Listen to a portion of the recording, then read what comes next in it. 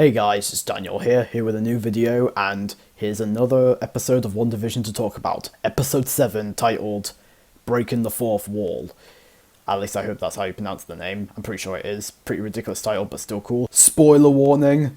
Let's get into it. We're only a few more episodes left until it comes out. So, let's talk about this episode. The episode starts off with Wanda staying isolated at home from her kids because her powers are starting to get over control, as many objects in the house are turning back into like the 50s when they first started WandaVision. So she's trying to control them while the kids aren't home. Kids go to Agnes. Vision is now considered a circus clown, although, come think of it, he's not really a circus clown because he only confused it. And then he finds Darcy Lewis chained up because she's the escapee. He hit her out of the hypnosis. She introduces herself as Darcy Lewis, and basically they go away in a car as Darcy Lewis explains what's been going on with Vision in the MCU that we've known so far. And then we cut out of the reality where Monica Rambeau has been using her contactor that we heard from in episode 6 to create some sort of van that can help her get inside of the Hex. Because I remember in the last episode when they said that her body was scanned and so she couldn't get in, well, she's using this van to try to get in, but it doesn't work because it ends up reversing the van when she tries to get in the Hex. So she just runs into the Hex by herself. She pushes through the force field and she's just struggling really hard, and then she starts hearing flashbacks to when she was a kid and the fact that her mother died, and Captain Marvel said, you know, out of all the kids you could have had, you had this one, she's so beautiful. And then she manages to jump through the Hex, and then she starts to develop superpowers by the power that's been going on in the force field that's keeping her out of the Hex. And so she starts to become a superhero. I can't remember what superhero she becomes, but she's starting to become a superhero because she has powers and she's slowly discovering them. And it does look cool, by the way, when she goes through, because it feels like that you need 3D glasses to watch the show, because it looks like something on a big screen. In fact, why make this a TV show? Why not just make it a movie? And so Vision and Darcy Lewis are like driving in the circus car to try to get to Wanda. And Darcy Lewis is explaining, yeah, you died, Wanda killed you, but not by reason, as she had to kill you because you asked her to kill you to save half the universe. But then Thanos just reversed time, brought you back to life and killed you again. And Wanda had to watch. And Vision is asking, so I have a bit of a voice of Jarvis, but I'm like also made of Ultron's need for genocide, and that is correct. And she does mention that she has been watching the show and that she feels like Wanda's love for Vision is real and that they belong together. Could that mean just her fangasm for the show? Or could that mean that Vision and Wanda are now not meant to be because of everything Wanda's done? Wanda's trying to stop them from getting to her, as she keeps making the traffic lights turn red and she keeps making things pop out of nowhere, like a road making and kids walking down the streets. What's next? Puppies? Vision is like in the interview with the guy, and he's like, things are going on. It feels like Wanda's trying to stop me. Why am I even here? Why am I wearing this microphone? I gotta get out, I gotta go find Wanda. And that scene, it kind of reminds me of the opening scene from The Incredibles. You know, the interview scene at the beginning of The Incredibles. It reminds me so much of that. And speaking of that, you do see throughout the episode that they're taking, like, interviews like you would expect. Like, if you do something and you talk to a camera and explain how you feel about certain things. They could be referencing either Modern Family or The Office, but I haven't seen The Modern Family or The Office. For me, this reminds me so much of Parks and Recreation, because that's what they do, and it reminds me so much of that show. So it seems like they're trying to do a bit of Modern Family, because opening scene where it says WandaVision looks like the title for Modern Family. But anyway, we're getting off track. And then Wanda meets Monica again. Monica is trying to explain what's going on, because it turns out that the director wants Vision back as a weapon. But Wanda won't believe her. She just picks up Monica, throws her outside, and she says, all you people do is lie. She busts her through the floor. She tries to kill her through the floor, but then she does like a superhero landing, and that's when she discovers her powers.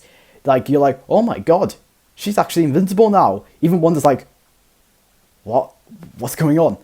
And for the first time, Monica actually stands up to Wanda. She explains that Wanda is becoming the bad guy and that she must resist, but Wanda won't listen to her because she says she might already be the bad guy. Agnes says, I think you two have talked enough. She's been through enough pain. So they walk up to the house. And then we get to the ending of the episode. My god, this ending is so awesome. I cannot wait to talk about it. So by the end of the episode, Wanda and Agnes go into Agnes's house where the boys should be. The boys are not in the living room, so Wanda goes into the basement because Agnes says that they might be in the basement. But when you go in the basement, there's like some sort of hut, like something like a lab or something, or a lair. You see lots of branches sticking out, a lot of purple magic going around, and then Agnes comes in with her bunny, and it turns out that she was the mastermind behind all of this.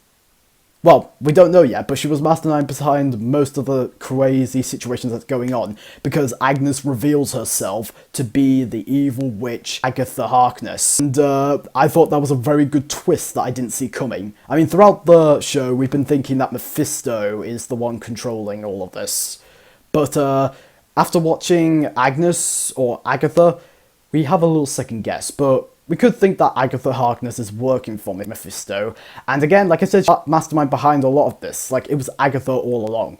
They literally say it. It was Agatha all along, controlling the neighbour in episode 3. She killed Sparky the dog in episode 5, which, you evil witch, you killed a dog.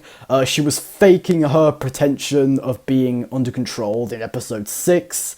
She created the Quicksilver that happened in episode 5. Wow, that was pretty shocking, although, why did she pick Evan Peters? Seems a little weird, but I think we'll figure it out when we get in later in the show. But the fact that it seems like Agatha is like the main suspect, we find it very ingenious because we had a little suspicions of Agnes early on the show, and then the fact that she is revealed to be one of the masterminds behind all this is a very good twist that I never saw coming, and I might as well say that Agnes is one of my favourite villains so far in the MCU, but I guess we'll just figure out more when we watch the rest of the show. We've got 2 more episodes to watch, so I'm thinking that the final 2 episodes are going to be one whole episode split into 2 parts. Like in the first part, it's gonna build up to them building up everything, but then they lose at the end of that first part, and then the second part they have to pick up the pace and come back. It's almost like Infinity War and Endgame, just not that long, anyway. Earlier, when Wanda was being interviewed by a guy on the camera, the guy says, "Don't you think this is what you deserve?" And then Wanda's like, "Wait a minute, you're not even supposed to be talking to me." That was Agatha, although she said it in a man voice, so is that Agatha or is it Mephisto? So again, we'll just have to wait and see. But I'm very excited to see where the show's going next, because I did not see that twist coming. And plus, it adds a bit of suspicion to Agatha as a character. So here's what I think. Agatha is like one of the people controlling this, and that she's made a deal with Wanda. If Wanda does this, then Agatha will give her what she wants. Be controlling Wanda, and Wanda's not letting it out. But at the same time, Wanda is doing this to herself, so she could be the main villain of the show, but we don't know. We have to wait and see, and that's when the episode ends. So, as you might have known, last week I reviewed episode 6 of WandaVision, and I mentioned that I didn't find it as good as some of the other episodes. I mean, it's not a bad episode, I did like it, but it just doesn't live up to some of the episodes that I really, really liked. But gladly, episode 7 is a huge improvement. It adds more mysteries and twists and turns. It had me excited. It took me back to the show's roots. So I really like this episode. It's a great change of pace from the kind of disappointing last episode. So those were my thoughts on WandaVision episode 7. I hope you like it. And what do you think is going to happen? Do you think Agnes is the villain, or do you think it's still Mephisto, or you think it's somewhere else, or maybe it's just Wanda? Anyway, I'm Daniel, review movies, TV shows, doing videos. Subscribe, share, like, bell, notification, comment. Peace out, man.